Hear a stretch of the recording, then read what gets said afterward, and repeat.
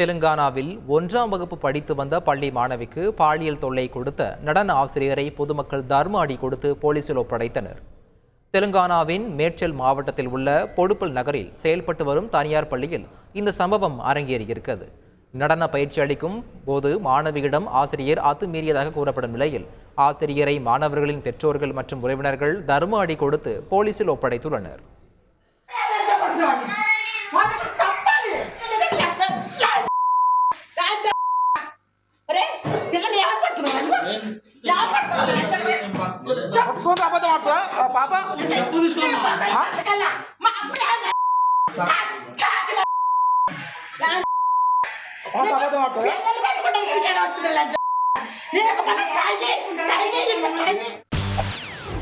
செய்திகளை உடனுக்குடன் தெரிந்து கொள்ள உடனே சப்ஸ்கிரைப் பண்ணுங்க.